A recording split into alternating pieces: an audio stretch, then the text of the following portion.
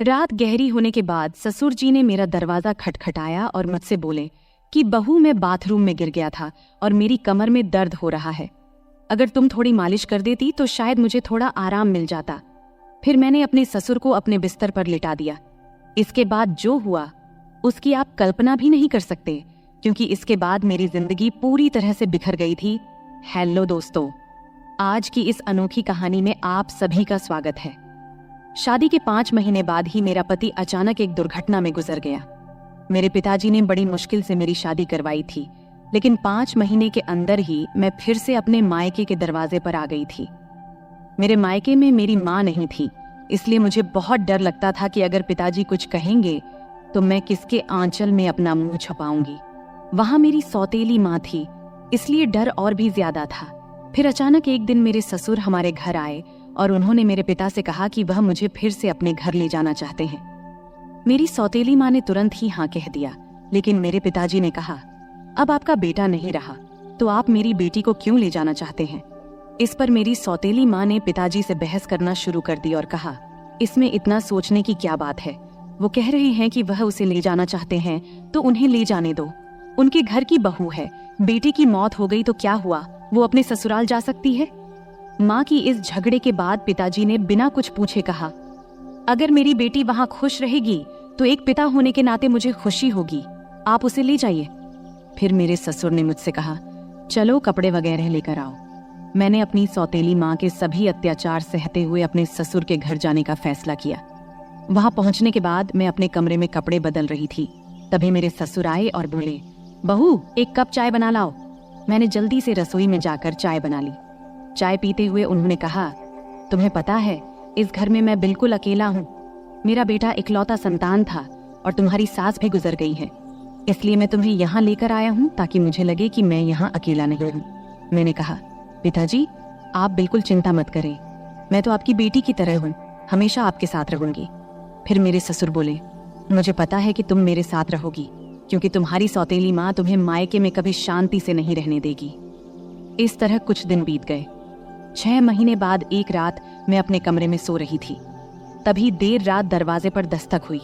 मुझे समझ में आ गया कि यह मेरे ससुर ही होंगे, क्योंकि इस घर में मेरे और पिताजी के अलावा कोई और नहीं था, और रात के आधे पहर कौन दरवाजा खटखटाएगा।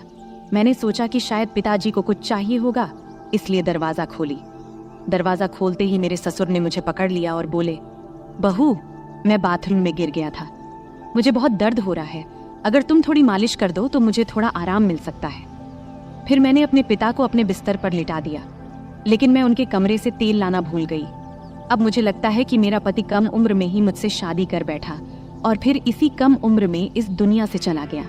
यह सब सोचते हुए मैं अपने ससुर की मालिश कर रही थी और देख रही थी कि वह मुझे अजीब तरीके से घूर रहे थे, जिससे मुझे और डर लग रहा था। तभी मैं बोली, ससुर जी क्या हुआ, आपको किस जगह पर ज्यादा चोट लगी है, क्या डॉक्टर को बुलाऊं?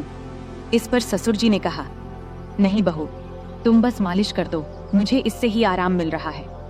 उनकी अजीब बातें सुनकर मुझे और असहज महसूस होने लगा। फिर मैं बोली, ससुर जी आप यहीं लेट जाएं, कमर में दर्द लेकर आप अपने कमरे तक कैसे जाएंगे, मैं आपके कमरे में जाकर सो जाती हूँ। मेरी बात सुनकर मेरे ससुर बोले, बहू, इस हालत में तुम मुझे अकेला छोड़कर चली जाओगी? अगर रात में मुझे बाथरूम जाना पड़े तो मैं अकेले कैसे जाऊंगा, इससे बेहतर है कि तुम यहीं सो जाओ। कुछ समय बाद मेरे ससुर उठकर मेरे पास आए और बोले, बहू, मैं तुमसे कुछ कहना चाहता हूँ, अगर तुम मेरी बात मान जाओ तो ही मैं कहूँगा। उनकी इस बात से मेरा दिल बेचैन हो गया। मैं चिंतित होकर बोली, ससुर जी आप कहें, क्या बात है?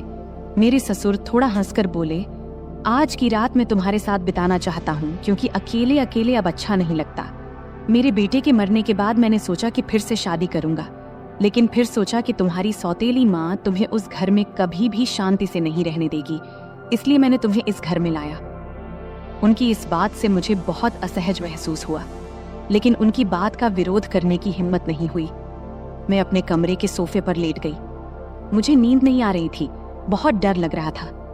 ससुर जी ने कहा, बहू, लगता है मैंने तुमसे कुछ गलत नहीं कहा, मैं चाहता हूं कि तुम मुझसे शादी कर लो ताकि कोई कुछ न कह सके। तभी मैं हक्का बक्का होकर बोली, ससुर जी आप ये क्या कह रहे हैं, आप मेरे ससुर हैं और ससुर से शादी कैसे हो सकती है? मेरे ससुर बोले, देखो बहू, मैं मानता हूँ कि कभी मैं तुम्हारा ससुर था, लेकिन तुम्हारे पति को मरे हुए अब 6 महीने हो चुके हैं। अब हमारे बीच ऐसा कोई रिश्ता नहीं है। मैं अकेला हूँ, तुम भी अकेली हो। हम एक दूसरे का साथ दे सकते हैं। उनकी इस बात को सुनकर मेरा मन विचलित हो गया। मैं कुछ कह नहीं पाई। एक ओर सौतेली माँ के अत्याचार, दूसरी ओर ससुर का अजीब व्यवहार। रात बीत गई और अगले दिन सुबह मैं अपने ससुर की बातों को बहुत सोची, अपनी स्थिति का विश्लेषण किया। ससुर का प्रस्ताव मुझे असंभव लग रहा था, लेकिन वास्तविकता मुझे कुछ निर्णय लेने पर मजबूर कर रही थी। फिर मुझे ख्याल आया कि मैं अपने पिताजी से जाकर बात करती हूँ, लेकिन ये सब बातें अपने खुद के पापा से करने की मुझे हिम्मत नहीं हुई, क्योंकि मुझे पता था कि पिताजी से बात करने के बाद मेरी जिंदगी में नई समस्याएं आ सकती हैं। इसलिए मैं उनके पास नहीं गई। ऐसे ही एक दिन शाम को मेरे ससुर को फिर से बात करने का मौका मिला। उन्होंने कहा, बहू, मैंने तुमसे कुछ गलत नहीं चाहा, बस चाहता हूं कि तुम मेरे जीवन में खुशी लाओ। मैं अकेला नहीं रह सकता, तुम्हारे साथ ही मेरी जिंदगी पूरी होती है। दोबारा ससुर जी से ये सभी बातें सुन मैं अंदर से कांपने लगी और कुछ बोल न पाई। थोड़ी देर बाद ससुर जी खुद ही बाहर चले गए। ऐसे ही मुझे ससुराल में और कुछ महीने बिताने के बाद मेरे ससुर और मेरे बीच एक अजीब सा संबंध बनता चला गया। पति की मौत के बाद मैंने सोचा था कि मैं अब इस दुनिया में बिल्कुल अकेली हो गई हूँ, लेकिन मेरे ससुर ने मेरे प्रति जो भावनाएं जाहिर की थी, उन्होंने मेरे जीवन को एक नई दिशा में मोड़ दिया। उनके शब्दों ने मुझे भीतर तक झकझोर कर रख दिया था। जब भी मैं सोने को जाती, उनके बातें मुझे परेशान करने लगती। वह कहते थे कि मेरे साथ रहने से उन्हें अपने अकेलेपन का एहसास नहीं होता और वह चाहते थे कि हम दोनों एक नई जिंदगी की शुरुआत करें। उस रात की बातचीत के बाद मैंने खुद को बहुत असमंजस में पाया। मन में कई सवाल उठ रहे थे। क्या यह सही है? क्या यह समाज के नियमों के खिलाफ नहीं जाएगा? लेकिन कहीं न कहीं मेरे दिल में यह बात भी थी कि शायद मेरे ससुर सच में अकेलेपन से जूझ रहे हैं। मैंने बहुत सोच विचार करने के बाद उनसे बात करने का फैसला किया। एक रात जब घर अड़ोस पड़ोस के सभी लोग सो चुके थे, तब मैं ससुर के कमरे का दरवाजा खटखटाई। उन्होंने दरवाजा खोला और मुझे देखकर थोड़ा हैरान हुए। मैं अंदर गई और बोली, ससुर जी, मैं आपसे कुछ महत्वपूर्ण बात करना चाहती हूँ। उन्होंने मुझे बैठने का इशारा किया और गंभीरता से बोले, क्या हुआ बहू, तुम इतनी रात गए क्यों आई हो? मैंने थोड़ी हिम्मत जुटाते हुए बोली, ससुर जी, मैंने आपके प्रस्ताव के बारे में बहुत सोचा है। मैं समझती हूँ कि आप अकेलेपन से जूझ रहे हैं और एक साथी की जरूरत महसूस कर रहे हैं, लेकिन इस रिश्ते के लिए एक शर्त है। हमारे बीच हमेशा सम्मान और प्यार का रिश्ता रहेगा। आप मुझे बेटी की तरह सम्मान देंगे और मैं आपको पिता की तरह आदर दूंगी। उन्होंने मेरी बात को ध्यान से सुना और थोड़ी देर बाद कहा, मैं तुम्हारी शर्त मानता हूँ, तुम्हारे सम्मान को हमेशा बनाए रखूंगा। उनकी यह बात सुनकर मेरे दिल का बोझ थोड़ा हल्का हो गया। मैंने उन्हें अपनी सहमति दे दी। फिर कुछ दिनों बाद हमने एक छोटे से समारोह में शादी कर ली। यह शादी समाज की नज़र में असामान्य थी, लेकिन हमने अपनी स्थिति को स्वीकार कर लिया था। शादी के बाद के दिन मेरे लिए बेहद चुनौतीपूर्ण रहे। गांव में लोग बातें बनाने लगे, रिश्तेदारों ने हमसे दूरी बनानी शुरू कर दी, लेकिन हमने इन सब की परवाह किए बिना अपने जीवन को आगे बढ़ाने का फैसला किया। हमारे रिश्ते में धीरे धीरे प्यार और समझ बढ़ने लगी। ससुराल में पहले जहां मैं खुद को असहज महसूस करती थी, अब वही घर मुझे अपना लगने लगा था। ससुर ने मेरे लिए हर संभव प्रयास किया ताकि मैं खुश रह सकूं। उन्होंने मेरी हर छोटी बड़ी जरूरत का ध्यान रखा और हर ख्वाहिश पूरी की। वह हर दिन मेरे लिए कुछ न कुछ खास करने की कोशिश करते थे।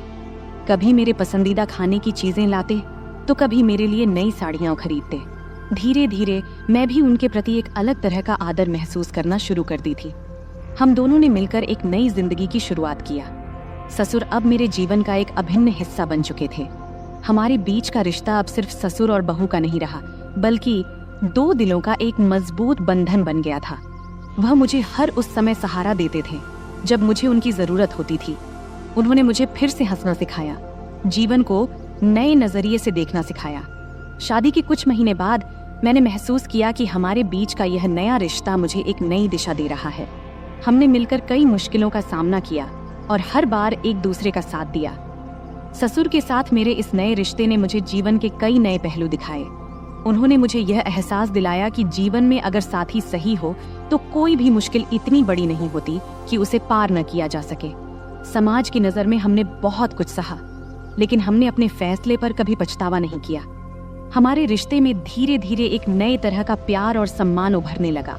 उनके साथ बिताए हर पल ने मुझे कुछ नया सिखाया और मुझे एहसास हुआ कि कभी कभी जीवन हमें ऐसे मोड़ पर ले आता है जहां हमें अपने फैसलों पर पुनर्विचार करना पड़ता है। आज मैं अपने ससुर के साथ एक नई जिंदगी जी रही हूँ। हमारे बीच का प्यार और सम्मान पहले से भी अधिक मजबूत हो गया है। वह मेरे जीवन के सबसे महत्वपूर्ण व्यक्ति बन चुके हैं।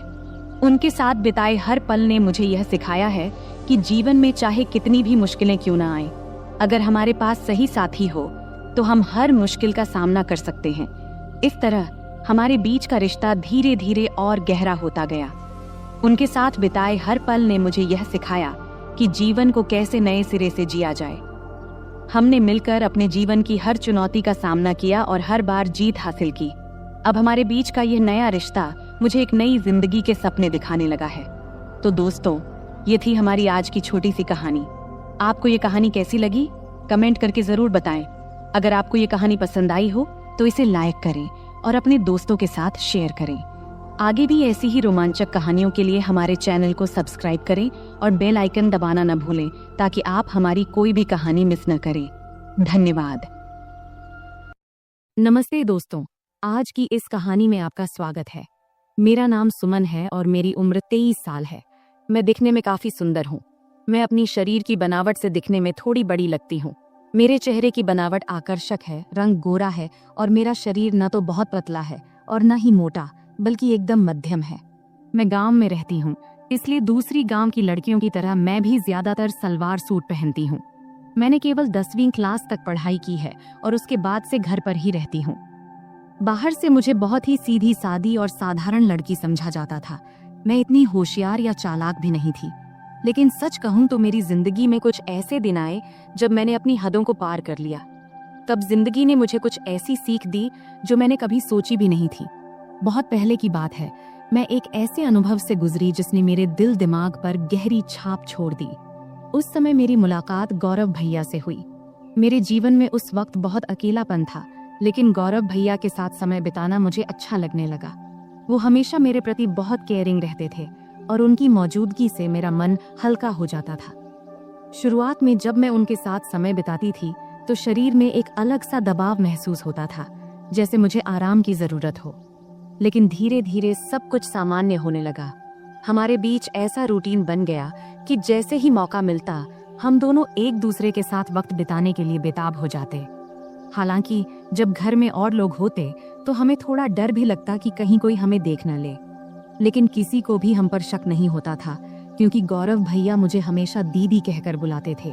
वैसे भी मैं उम्र में उनसे 3 साल बड़ी थी। उस वक्त सर्दियों का मौसम था और सभी अपने अपने कमरों में रहते थे। रात को सब जल्दी ही अपने अपने कमरों में सोने चले जाते थे। तब मैं और गौरव भैया अलग अलग कमरों में सोते थे।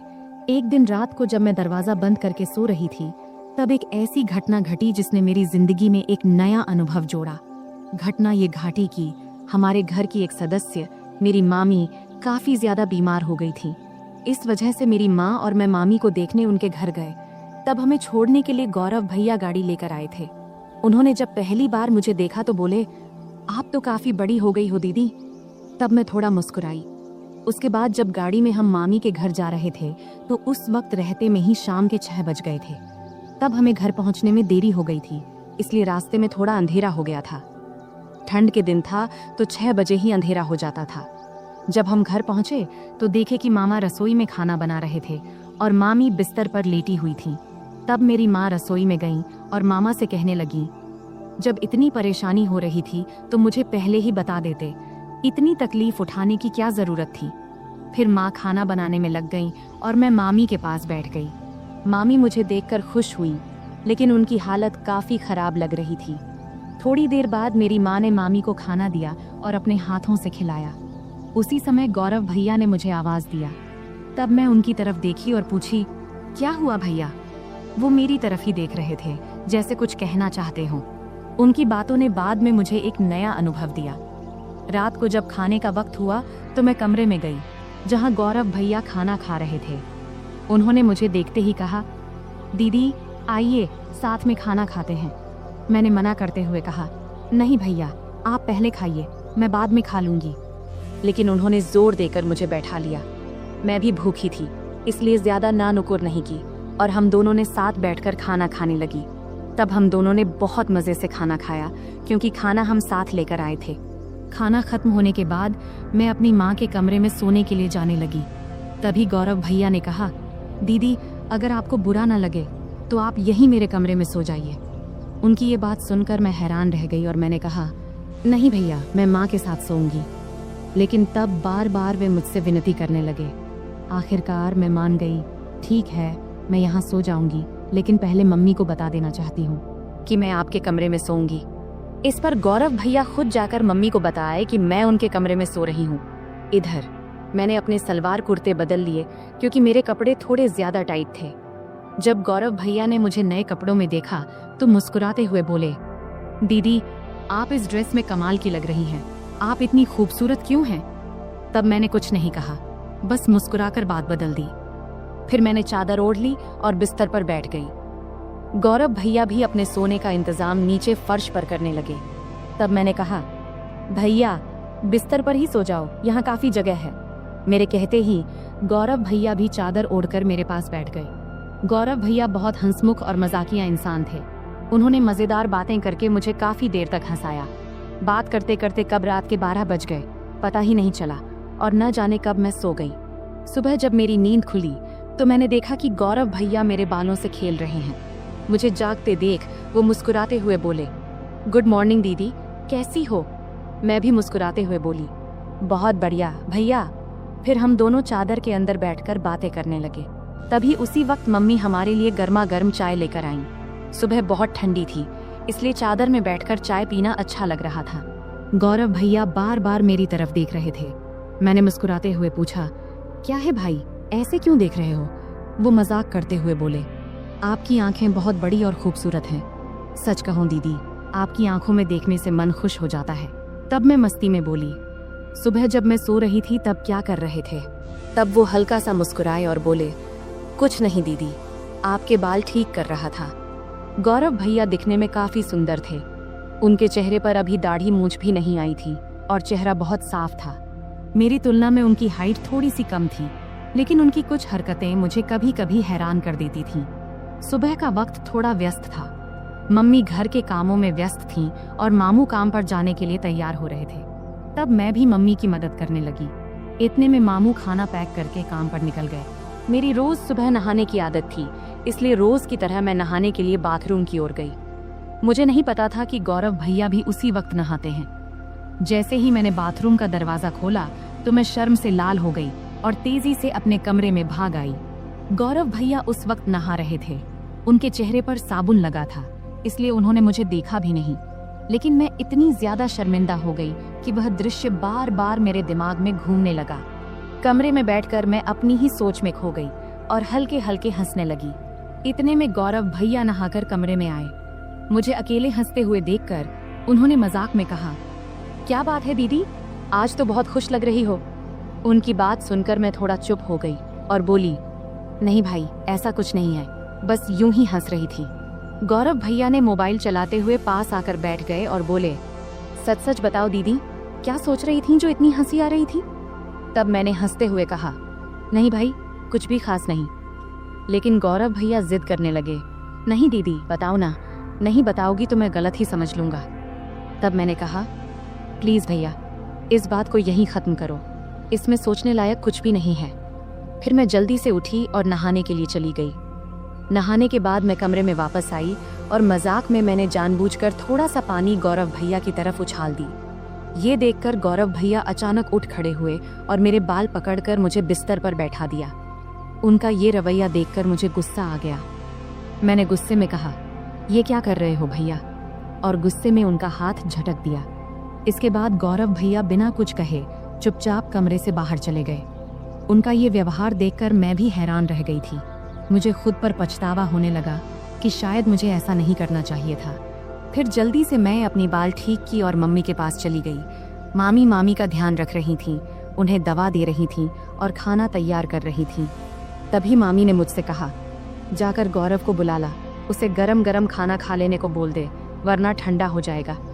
मुझे पता था कि गौरव भैया मुझसे नाराज है। जब मैं उन्हें बुलाने गई तो देखा कि वो छत पर बैठे फोन देख रहे हैं। मैंने आवाज लगाई, भैया नीचे आओ, मम्मी बुला रही हैं, खाना खा लो। लेकिन उन्होंने कोई जवाब नहीं दिया। तब मैं और पास गई और कहा, प्लीज भैया मुझसे नाराज मत हो, मुझसे गलती हो गई, मैं माफी मांगती हूँ। तब भी वो मेरी तरफ देखा भी नहीं और फोन देखते रहे। तब मैंने उनके हाथ को पकड़कर कहा, भैया गलती सिर्फ मेरी नहीं थी, तुमने भी तो मेरे बाल खींचे थे, इसलिए मुझे गुस्सा आ गया था, अब इतना नाराज मत हो। तब मेरी आंखों में आंसू आ गए और मैंने रोते हुए कहा, भैया प्लीज इतना गुस्सा मत करो, अगर मेरी गलती है तो मुझे एक नहीं 2 चांटे मार दो, लेकिन ऐसे चुप मत रहो। मुझे रोता देख गौरव भाई का गुस्सा थोड़ा ठंडा हो गया। उन्होंने धीरे से कहा, ठीक है, रो मत, लेकिन तुम्हें मुझ पर हाथ नहीं उठाना चाहिए था। खैर छोड़ो, चलो खाना खा लेते हैं। तब मैंने कहा, पहले ये तो कहो कि तुमने मुझे माफ कर दिया है।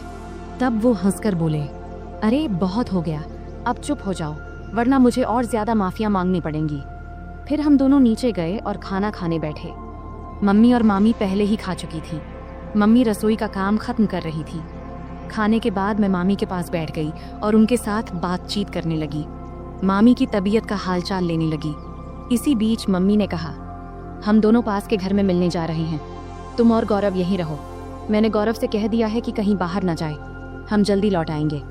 फिर मम्मी और मामी बाहर चली गईं और मैं मामी का कमरा साफ करने लगी। तभी गौरव भैया मस्ती करते हुए आ गए। मैंने उनसे कहा, भैया प्लीज मेरे लिए कुछ ला दो। उन्होंने मुस्कुराकर कहा, बोलो दीदी क्या चाहिए। मैंने कहा, मेरे लिए चॉकलेट ले आओ, मुझे बहुत पसंद है। गौरव भैया हंसते हुए बोले, ठीक है, तुम कमरे की सफाई करो, मैं चॉकलेट लेकर आता हूँ। गौरव भैया चॉकलेट लेने चले गए और मैं कमरे की सफाई करने लगी। जब मैंने मामी की अलमारी खोली तो वहाँ मेकअप का सामान रखा देखी। सजने संवरने का मेरा भी बहुत शौक था, तो मैंने मामी का मेकअप इस्तेमाल करना शुरू कर दिया। फिर मैंने मामी के झुमके और गहने पहन लिए और अलमारी से लाल साड़ी निकाल ली।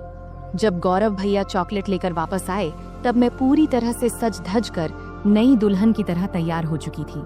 तब मैंने बाल खोल रखे थे, लिपस्टिक लगा रखी थी और हाथों में चूड़ियां भी पहन ली थीं। जैसे ही वे कमरे में दाखिल हुए, मुझे इस रूप में देखकर हैरान रह गए। उनके मुंह से बस यही निकला, दीदी आप तो शानदार लग रही हैं। फिर मैंने उनसे चॉकलेट ली और बिस्तर पर बैठकर खाने लगी। गौरव भैया भी पास में बैठ गए और तब उनकी नजरें मुझसे हट नहीं रही थीं। तब मैंने कहा, भैया इतना मत देखो, मुझे असहज लग रहा है। गौरव भैया हंसकर बोले, क्या करूं दीदी, आप पर से नजर हट ही नहीं रही, आप साड़ी में इतनी सुंदर लग रही हो, मानो कोई परी हो। फिर मजाक में बोले, मन कर रहा है कि आपको अपनी दुल्हन बना लूं।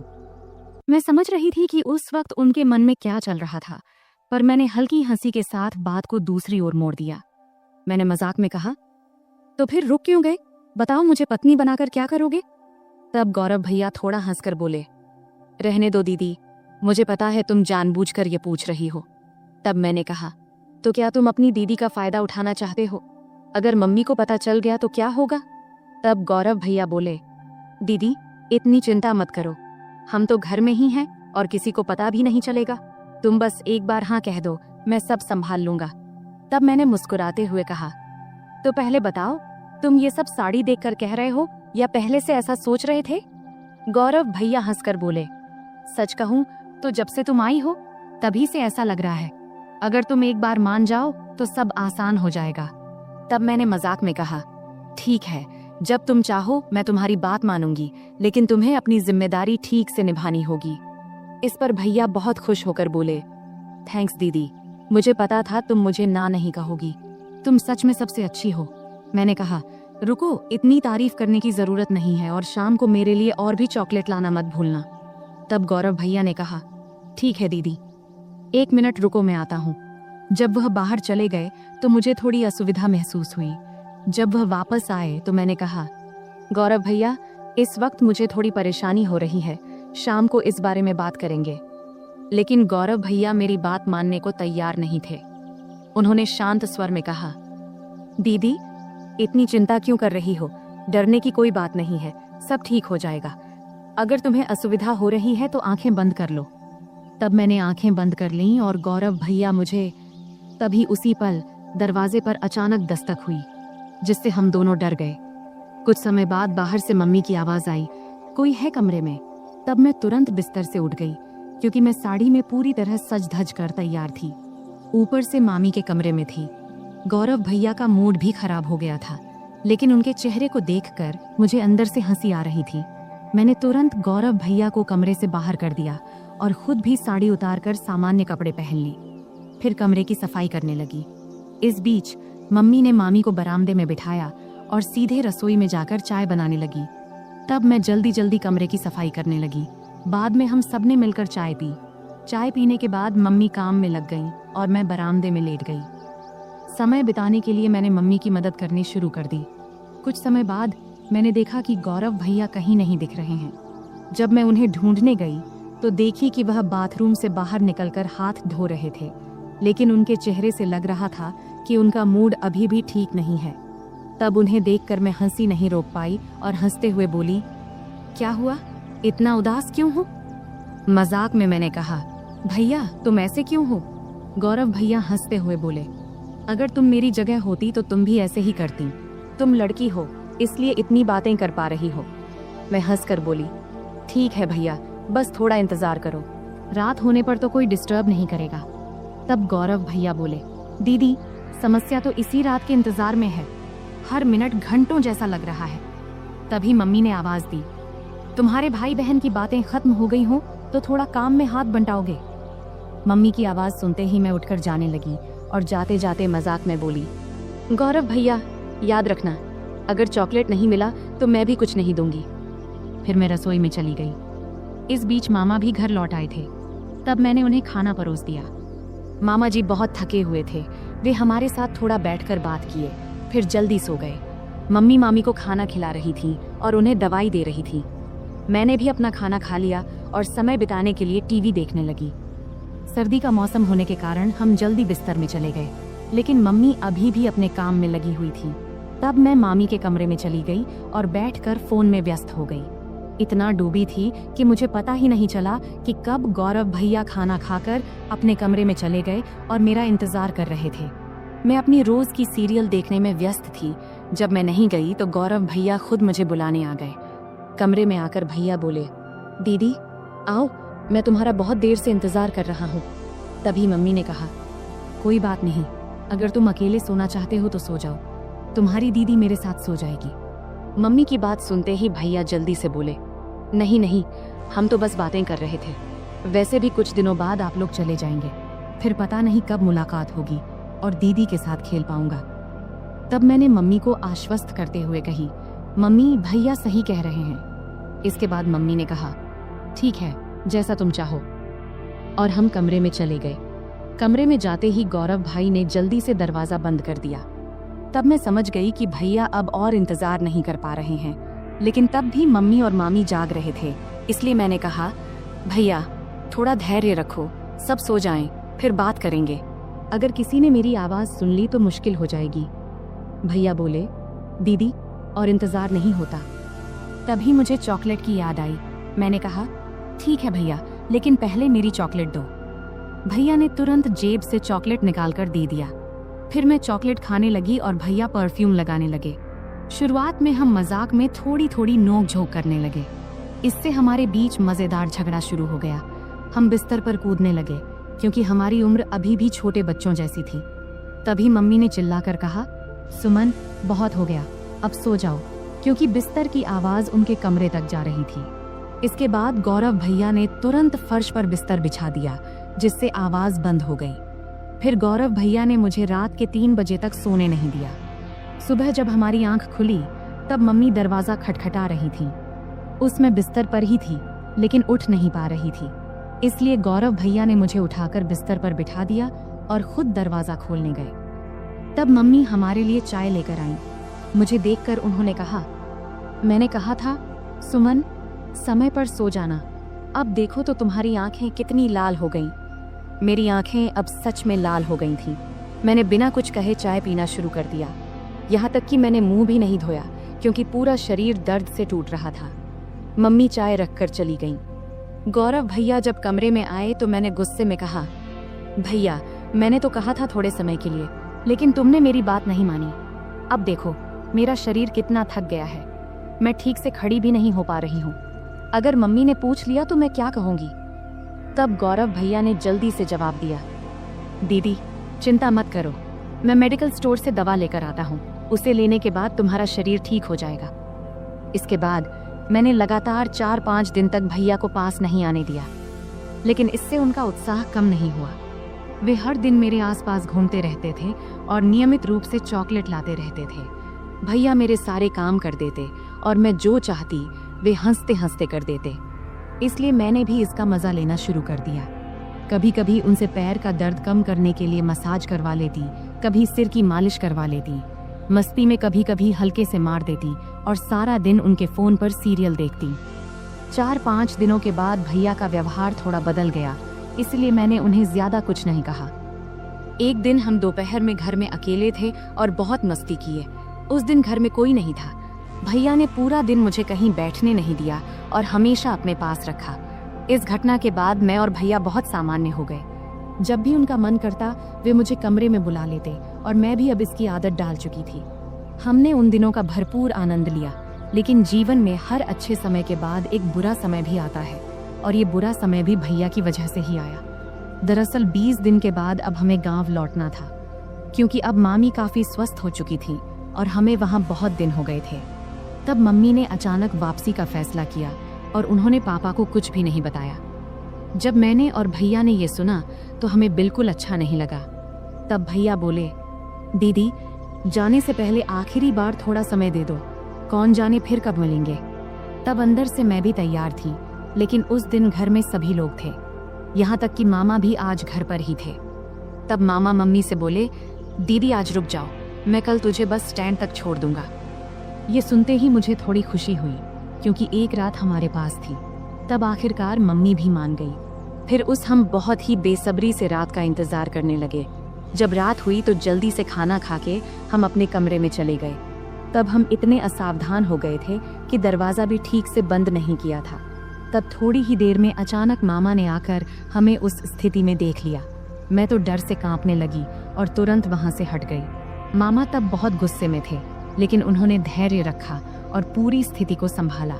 उन्होंने हम पर गुस्सा ना करके हमारी गलतियां हमें समझाईं और उस दिन ने मुझे एक बड़ा सबक सिखाया। तब मामा के प्यार और सहयोग से हमने स्थिति को संभाल लिया। उसके बाद से मैंने अपनी गलतियों से बहुत कुछ सीखा। उस घटना के बाद मैंने कभी ऐसा कुछ नहीं किया जिससे मेरे परिवार को शर्मिंदा होना पड़े। तो दोस्तों, हमारी जिंदगी में गलतियां हो सकती हैं, लेकिन उनसे सीखना सबसे महत्वपूर्ण है। अगर आपके जीवन में कभी ऐसी स्थिति आए तो उसे संभालने की कोशिश करें और परिवार के साथ हमेशा खुलकर बात करें। यह कहानी हमें सिखाती है कि किसी भी रिश्ते में सीमा रेखा होना महत्वपूर्ण है। अत्यधिक निकटता कभी कभी गलत फहमियों का कारण बन सकती है, इसलिए हमें हमेशा अपने और दूसरों के सुविधा को प्राथमिकता देनी चाहिए। परिवार के माहौल और रिश्तों का सम्मान करना बहुत महत्वपूर्ण है। हमें यह सुनिश्चित करना चाहिए कि हमारे कार्यों से परिवार के किसी भी सदस्य को शर्मिंदा न होना पड़े। इंसान से गलतियां हो सकती हैं, लेकिन उन गलतियों से सीखना और भविष्य में सही निर्णय लेना एक परिपक्व मानसिकता का परिचय है। किसी भी स्थिति में सचेत रहना आवश्यक है। दरवाजा बंद न करने की घटना एक छोटी गलती थी, लेकिन इसने बड़ी समस्या खड़ी कर दी।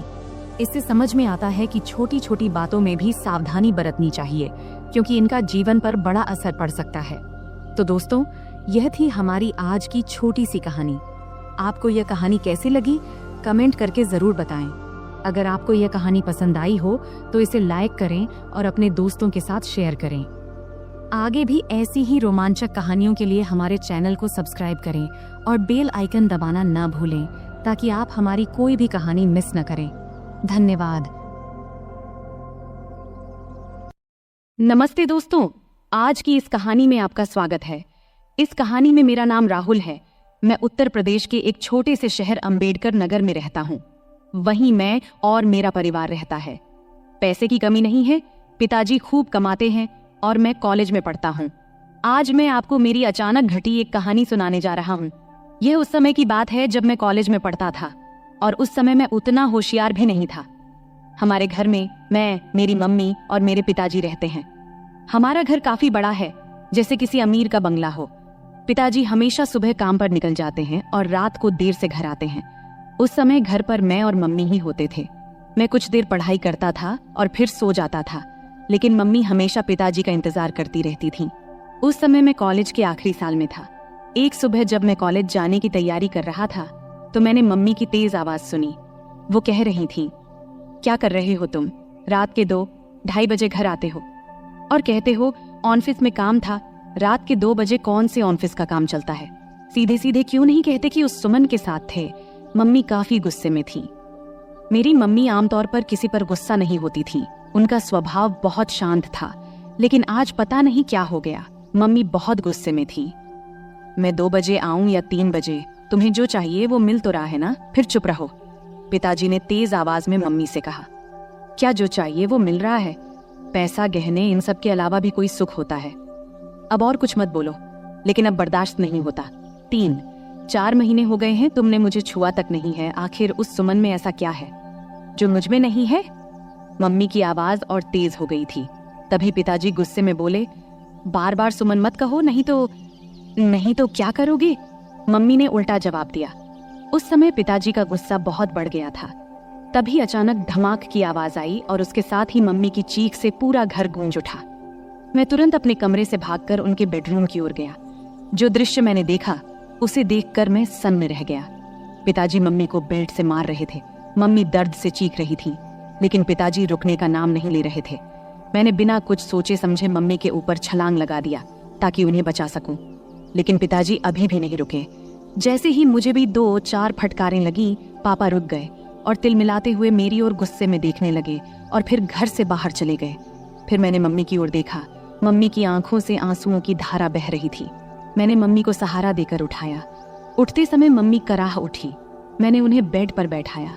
तब तक उनके हाथ और पीठ पर लाल निशान पड़ गए थे। ये देखकर मुझे पापा पर बहुत गुस्सा आया। कोई इंसान इतना निर्दयी कैसे हो सकता है? कोई अपनी ही पत्नी को ऐसे मारता है भला? फिर मैं जल्दी से किचन में गया, एक कटोरी में तेल और हल्दी मिलाई और मम्मी के पास ले आया। मुझे भी अपनी पीठ पर लगे 2-4 फटकारों की चोट महसूस हो रही थी। मम्मी सुशक सुशक कर रो रही थी। फिर मैंने मम्मी के हाथ और पीठ पर तेल हल्दी का मिश्रण लगाना शुरू किया, जहां उन्हें मार पड़ी थी। कुछ जगहों पर हल्का खून भी आ गया था। मिश्रण लगाने के बाद मैंने कटोरी को एक ओर रख दिया और मम्मी के पास बैठ गया। मम्मी ने मुझे देखा और तुरंत मुझे गले से लगा लिया। फिर वह मेरी गर्दन में सिर छिपाकर जोर जोर से रोने लगी। मम्मी के आंसुओं से मेरा कंधा भीग गया। मैं उनकी पीठ थपथपाकर उन्हें शांत करने की कोशिश कर रहा था। हम दोनों काफी देर तक यूं ही एक दूसरे की बाहों में रहे। तभी मम्मी के हाथ जब मेरी पीठ के निशानों को छूने लगे तो दर्द की तेज लहर उठी और मैं कराह उठा। मम्मी को जैसे ही इसका एहसास हुआ वो तुरंत मुझसे दूर हट गई। फिर मम्मी ने मेरा शर्ट ऊपर उठाया और उसी कटोरी से तेल हल्दी का मिश्रण धीरे धीरे मेरी पीठ पर लगाने लगी। लगाते समय भी वो सुशक रही थी। तू क्यों मेरे लिए बीच में आया? बेवजह तुझे मार पड़ी, मम्मी ने ऐसा कहा। फिर मैंने उनसे कहा, मम्मी, तुम्हारे लिए अगर मेरी जान भी चली जाती तो मुझे कोई दुख नहीं होता, लेकिन उन्होंने तुम्हें क्यों मारा? जब मैंने यह पूछा तब मम्मी मेरी ओर देखते हुए बोली, तुझे बताऊं या ना बताऊं ऐसा सोच रही हूँ। छोड़, पर अब तुझे ये सब जान लेना चाहिए। पिछले 2 साल से तुम्हारे पापा ऑफिस की एक लड़की के चक्कर में हैं। रात को देर से आते हैं और मेरा तो जैसे कोई अस्तित्व ही नहीं है उनके लिए। और मुझे ये बताते हुए भी शर्म आ रही है कि पिछले कई महीनों से उन्होंने मुझे छुआ तक नहीं है। कई बार तो मन करता है कि अपनी जान दे दूं, पर मेरे बाद तेरा क्या होगा, ये सोचकर मैंने ऐसा कदम नहीं उठाया। पर सच में अब इस जिंदगी से थक चुकी हूँ। अब मैंने तय कर लिया है, एक ही घर में रहूंगी, लेकिन उनसे कोई भी संबंध नहीं रखूंगी। मम्मी की ये बातें सुनकर मैं सोच में पड़ गया। इतनी खूबसूरत, सुशिक्षित और समझदार मम्मी होने के बावजूद पापा किसी दूसरी औरत के चक्कर में कैसे पड़ गए? मन ही मन मैंने पापा के इस कर्म को दोषी ठहराया। मम्मी वाकई बहुत सुंदर थी। सुंदर चेहरा, नाजुक नाक, गुलाबी होंठ, 5.5 फुट की ऊंचाई, गोरा रंग। वो एकदम किसी चित्र में बनाई गई देवी की तरह दिखती थी। फिर भी पिताजी को उनकी सुंदरता क्यों नहीं दिखती देती थी। उस दिन के बाद से मम्मी ने पापा से बात करना बंद कर दिया। वो मेरे कमरे में मेरे पास ही सोने लगी। पापा महीने में घर का सारा सामान भरवा देते थे और टीवी के पास वाली दराज में 5 से 7 हजार रुपये रख जाते थे। अब तो पापा घर पर खाना भी नहीं खाते थे, वो उस औरत के घर से ही खाकर आते थे और कभी कभी घर आते भी नहीं थे। धीरे धीरे ऐसे ही और 3 साल बीत गए। तब मैं कॉलेज की पढ़ाई पूरी कर चुका था और एक IT कंपनी में काम करने लगा था और अब मैं 24 साल का हो गया था। रोज का व्यायाम और अच्छा खान पान करने की वजह से मेरी सेहत भी अच्छी हो गई थी। अब तो पापा महीने में 2-3 बार ही घर आते थे, मुझसे भी कम ही बात करते थे। हालांकि मम्मी अब उस सदमे से उबर चुकी थी, लेकिन उनके चेहरे पर हमेशा उदासी छाई रहती थी। मैंने उन्हें कभी हंसते हुए नहीं देखा था। यह देखकर मुझे बहुत बुरा लगता था। जब मैं नौकरी पर गया तो कंपनी ने मुझे लैपटॉप दिया, इसलिए मैंने घर पर इंटरनेट कनेक्शन भी लगवा लिया। बचपन से मम्मी के साथ रहने के कारण मेरे पास ज्यादा दोस्त नहीं थे। मम्मी ही मेरी सबसे करीबी दोस्त थी। संध्या के समय जब मैं काम से घर लौटता तो फ्रेश होकर चाय पीता और फिर बेडरूम में जाकर लैपटॉप पर इंटरनेट चलाता। यह मेरा समय बिताने का जरिया बन गया था। उस वक्त की उम्र के कारण मैं इंटरनेट पर तरह तरह फिल्में देखता रहता था, लेकिन मुझे सबसे ज्यादा माँ और बेटे के बीच की फिल्में पसंद आने लगी थी। धीरे धीरे मेरी नजरें मम्मी को देखने के तरीके में भी बदलाव आने लगा था। एक दिन सोमवार का दिन था, रात के करीब 9 बजे होंगे। अचानक पापा घर आए। हमारा घर मम्मी के नाम पर था। पापा मम्मी से कहने लगे कि घर उनके नाम कर दें। तब मम्मी ने इनकार किया तो पापा उन्हें बहुत बुरा भला कहने लगे। मम्मी चुपचाप सुनती रहीं। तभी पापा ने मम्मी के गाल पर थप्पड़ मार दिया। ये देख अब मेरा खून खौल उठा। पापा दूसरा थप्पड़ मारने ही वाले थे, तभी मैंने उनका हाथ पकड़ लिया और कहा, पापा अब बहुत हो गया, ये तमाशा बहुत हो चुका है, अब और नहीं सहन कर सकता। आज से इस घर में कदम रखा तो इसका अंजाम अच्छा नहीं होगा। फिर मम्मी ने भी गुस्से में पापा को खूब डांटा। पापा मम्मी की जोर से डांटने पर अचानक रुक गए और मेरे ताकतवर शरीर को देखकर वहां से चले गए। फिर मैंने दरवाजा बंद कर दिया और मम्मी के पास चला गया। मम्मी ने मुझे आंसुओं से भरी आंखों से देखा और दौड़ते हुए आईं। फिर मुझे गले से लगा लिया और फूट फूट कर रोने लगी। मैंने भी मम्मी की कमर को कसकर पकड़ा और उन्हें अपनी बाहों में भर लिया। मम्मी हिचकियां ले रही थी और बोल रही थी, ठीक किया बेटे, इस आदमी की यही औकात है। आज के बाद अगर ये घर में दोबारा ना आए तो अच्छा ही है। मम्मी बोली, अब इस घर में उसकी आने की हिम्मत नहीं होगी और अगर आ भी गया तो मैं उसे छोड़ूंगा नहीं। मैंने गुस्से में मम्मी से कहा। फिर मम्मी ने चिंतित होते हुए कहा, राहुल बेटा, मत उलझ इस आदमी से। अगर तुझे कुछ हो गया तो मैं किसके सहारा रहूंगी। फिर मैंने भावुक होकर बोला, तू चिंता मत कर मम्मी, उस समय मेरे पास नौकरी नहीं थी इसलिए हम मजबूर थे, लेकिन अब मेरे पास अच्छी नौकरी है। तू चिंता मत कर, मैं तुझे कुछ नहीं होने दूंगा, मैंने मम्मी को आश्वस्त देते हुए कहा। फिर एक दिन मैं दोपहर में काम से घर वापस आया। मैंने अपनी चाबी से दरवाजा खोला और अंदर आया। तभी मुझे एक अजीब आवाज सुनाई दी। मैं बेडरूम के दरवाजे के पास गया, तब दरवाजा अंदर से बंद था। मैंने दरवाजे की होल से अंदर झांका और देखा कि मम्मी अंदर किसी के साथ थीं। जो नज़ारा मैंने देखा उसे देखकर मैं चौंक गया। लगभग 10 मिनट तक मैं वहीं देखता रहा। अचानक मम्मी बेहोश होकर गिर पड़ी। फिर मैं दरवाजे से हट गया और धीरे से बाहर बरामदे का दरवाजा खोला। फिर जोर से कहा, मम्मी मैं आ गया हूँ, तुम कहाँ हो? ये कहते हुए मैंने अपने हाथ में पकड़ा बैग सोफे पर रख दिया और जूतों के फीते खोलने लगा। कुछ ही देर में मम्मी ने बेडरूम का दरवाजा खोला और बाहर आई। मुझे अचानक देखकर उनके चेहरे पर घबराहट और आश्चर्य के भाव थे। मैंने जल्दी से अपने जूते उतारे और बेडरूम में घुस गया। टेबल पर मुझे केले की प्लेट दिखाई दी। मैंने एक केला उठाया और खाने लगा। मम्मी मेरे पीछे पीछे आई। मैं जैसे ही केले को खाने वाला था, मम्मी कुछ बोलने वाली थी, लेकिन मैंने पहले ही केले को मुंह में डाल लिया था। मम्मी हैरानी से मेरी ओर देख रही थी और मैं शांति से केला खा रहा था। केला थोड़ा कच्चा था, इसलिए पूरी तरह से मीठा नहीं था। मम्मी, केले बहुत अच्छे हैं और है क्या?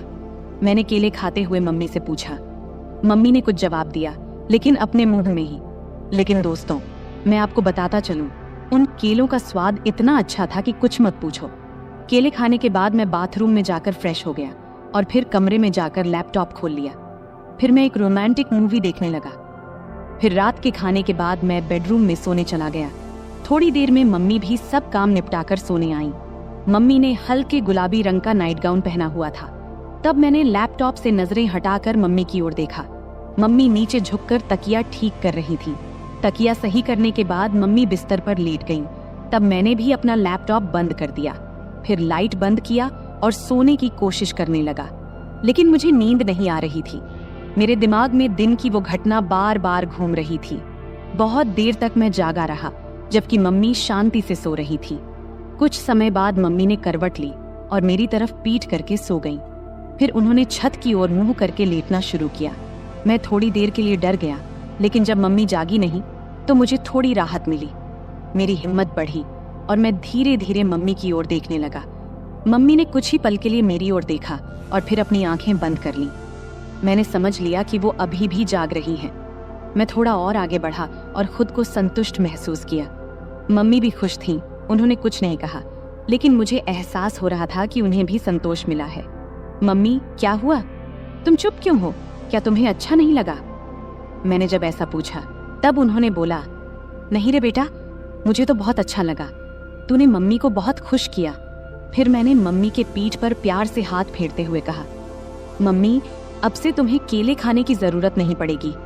मैंने मम्मी के कान में धीरे से ऐसा कहा। तब मम्मी बोल उठी, बेटा, तुझे ये कैसे पता चला? मम्मी ने आश्चर्य से मेरी ओर देखते हुए पूछा। तब मैंने उन्हें बताया कि आज दोपहर जब मैं घर आया तो कमरे से तुम्हारी आवाज सुनाई दी। जब मैंने दरवाजे की होल से देखा तो मुझे सब समझ में आ गया। तभी मैंने ठान लिया था कि अब से मम्मी को किसी भी चीज की कमी नहीं होने दूंगा। राहुल, मेरे राजा, तू कितना प्यार करता है अपनी मम्मी से। मम्मी भावुक होकर बोली, हाँ मम्मी, अब से तुम्हें मैं किसी भी चीज की कमी नहीं होने दूंगा।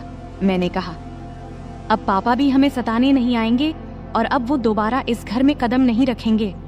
इसलिए तुम अब चिंता मत करना, हम अब सुख से रहेंगे। मैंने मम्मी को आश्वस्त किया। उस दिन हम दोनों ने सुख और शांति का आनंद लिया और फिर आराम से सो गए। अगली सुबह मम्मी ने सारे काम निपटाए और मुझे उठाने आई। मैंने जल्दी से तैयार होकर चाय पिया और हम दोनों गपशप करने लगे। तभी हमने देखा कि पापा अचानक से आकर हमारे सामने खड़े हो गए। तब मम्मी ने पापा से पूछा, अब क्या चाहिए तुम्हें? एक बार कह दिया कि हम ये घर नहीं देंगे तो फिर क्यों आए हो? पापा ने जवाब दिया, मुझे अब घर नहीं चाहिए। मैं बस ये बताने आया हूँ कि मैं अब दूसरी शादी करने जा रहा हूँ, तो मुझे तुमसे तलाक चाहिए। फिर मम्मी ने मेरी ओर देखा और पूछा, तुम्हारा क्या कहना है? मैंने कहा, मम्मी, जो तुम्हें सही लगे वो करो। मैं तुम्हें किसी भी चीज की कमी नहीं होने दूंगा, मेरा भरोसा करो। मम्मी ने फिर पापा को तलाक के लिए हाँ कह दिया।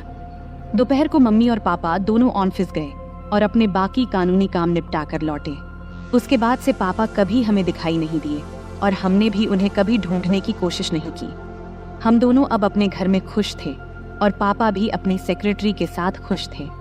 अब हम दोनों अकेले रहते हैं और अपने सुख दुख का ख्याल रखते हैं। ऐसे ही चलते चलते अब कई साल बीत चुके हैं। अब मम्मी मुझसे कहने लगी है कि अभी तेरा बहुत जीवन बाकी है, तू किसी अच्छी लड़की को देख ले जिससे मैं तेरा विवाह करा सकूं, और हाँ, शादी के बाद मुझे भूल मत जाना। मैंने हंसते हुए कहा, तुम्हें कैसे भूल सकता हूँ मम्मी, तुम तो मेरी मम्मी हो। फिर हम दोनों हंसने लगे। अगले कुछ महीनों तक हमारा जीवन बहुत शांति और खुशी से बीत रहा था। मम्मी और मैं अब एक दूसरे का ख्याल रखते थे और एक दूसरे के साथ खुश थे। लेकिन मम्मी की बात मेरे दिमाग में अक्सर घूमती रहती थी। उन्होंने कहा था कि अब मुझे अपने जिंदगी के बारे में सोचना चाहिए और किसी अच्छी लड़की से शादी कर लेनी चाहिए। मैंने इस बारे में गंभीरता से सोचना शुरू किया और एक दिन मम्मी से खुलकर बात किया। मैंने उनसे कहा, मम्मी, आपने सही कहा था, अब वक्त आ गया है कि मैं अपने जीवन के अगले पड़ाव की ओर बढ़ूं। मुझे लगता है कि अब मुझे भी किसी के साथ अपना जीवन बिताने की जरूरत है। मम्मी ने मेरे चेहरे की ओर देखा और प्यार से मुस्कुराई। फिर उन्होंने कहा, बिल्कुल बेटा, मैं हमेशा चाहती थी कि तू अपनी जिंदगी को खुशी और प्यार से भर ले। मैं तेरे लिए बहुत खुश हूँ। इसके बाद मम्मी ने मेरे लिए लड़की देखनी शुरू की। कुछ ही दिनों में मम्मी को एक अच्छा रिश्ता मिला। लड़की का नाम स्नेहा था। स्नेहा बहुत समझदार और संस्कारी लड़की थी। जब मैंने उससे पहली बार मुलाकात किया तो मुझे ऐसा लगा जैसे मेरे जीवन का वो खालीपन भर गया हो। स्नेहा और मैं जल्द ही शादी के बंधन में बंध गए। शादी के बाद हमारा घर और भी खुशहाल हो गया। मम्मी, स्नेहा और मैं एक परिवार की तरह रहने लगे। मम्मी को अब इस बात की खुशी थी कि उन्होंने मुझे अकेलेपन से बाहर निकालकर मेरे लिए एक नया जीवन शुरू करने में मदद की थी। समय बीतता गया और हमारा जीवन पहले से भी बेहतर होता चला गया। मम्मी अब पहले से ज्यादा खुश थीं और मुझे भी इस बात की तसल्ली थी कि मैंने उनका हर सपना पूरा कर दिया था। अंत में मैंने सीखा कि जीवन में रिश्तों की अहमियत कितनी होती है। चाहे वो माँ बेटे का रिश्ता हो या पति पत्नी का, सच्चा प्यार और सम्मान ही रिश्तों को मजबूत बनाता है। और यही सीख मैंने अपने जीवन में उतारी। तो दोस्तों, इस कहानी का यही संदेश है कि परिवार ही हमारी असली ताकत है और जब हम अपने परिवार के साथ खड़े होते हैं तो हर मुश्किल आसान हो जाती है। उम्मीद है कि आपको यह कहानी पसंद आई होगी। ऐसे ही और कहानियों के लिए चैनल को सब्सक्राइब जरूर करें। धन्यवाद।